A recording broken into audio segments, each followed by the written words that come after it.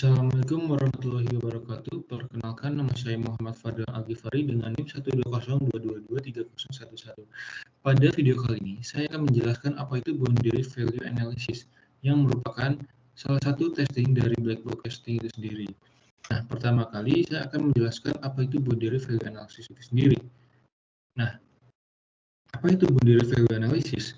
Jadi, Boundary Value Analysis merupakan metodologi yang mempertimbangkan semua nilai masukan yang memenuhi suatu teknik pengujian dan semua nilai masukan yang akan menyebabkan suatu modul gagal, bukan nilai-nilai yang dipilih secara sembarangan dari kumpulan nilai tersebut untuk menentukan nilai absolut dari efektivitas untuk setiap teknik pengujian.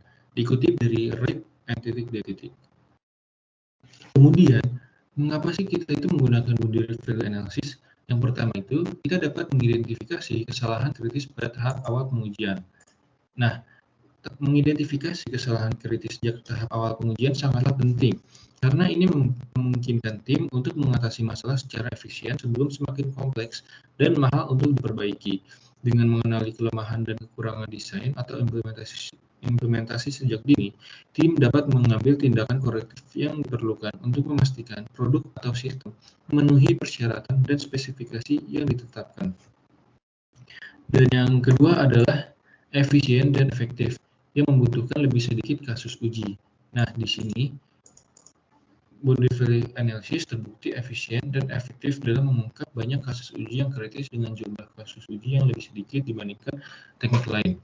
Ini membantu mengoptimalkan waktu dan sumber daya pengujian dengan menargetkan kondisi batas yang rentan terhadap cacat, sehingga memberikan cakupan pengujian yang memadai dengan usaha yang lebih sedikit.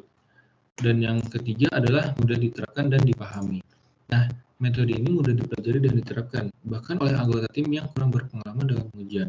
Aturan dan panduan yang jelas membuat transisi ke teknik ini menjadi lebih lancar dan meminimalkan hambatan dalam mengadopsinya untuk berbagai proyek perangkat lunak. Dan yang terakhir adalah dapat digunakan dalam kombinasi dengan teknik pengujian lainnya. Nah, Boundary Value Analysis ini dapat diintegrasikan dengan strategi pengujian lain seperti pengujian black box, kemudian ada cause effect teknik, error guessing teknik, use case teknik, state transition teknik, dan juga yang lainnya. Dan selanjutnya adalah bagaimana kita cara mengaplikasikan Boundary Value Analysis itu sendiri. Yang pertama, kita akan mengidentifikasi domain masukan untuk perangkat lunak yang akan diuji. Dan selanjutnya, kita akan menentukan batasan untuk setiap domain masukan. Selanjutnya, kita akan membuat situasi pengujian yang melibatkan nilai-nilai yang berada di tepat sekitar batas-batas input. Dan yang terakhir adalah kita jalankan kasus ujinya dan kita analisis hasilnya. Oke, di sini ada contoh Boundary Value Analysis itu sendiri. Nah, di contoh pertama ini, untuk kolom masukan yang menerima angka dari 1 hingga 100. Jadi, kita mempunyai kolom masukan.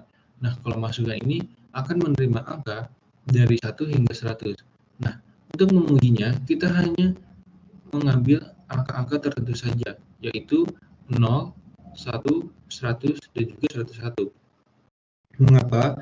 Untuk batasan bawah, kita akan mengambil 1 sebagai acuan. Nah, di sini kita terdapat 2 angka untuk mengujinya, yaitu 0 dan juga 1, yang dimana 1 itu termasuk dalam menerima angka, dan yang 0 itu tidak menerima.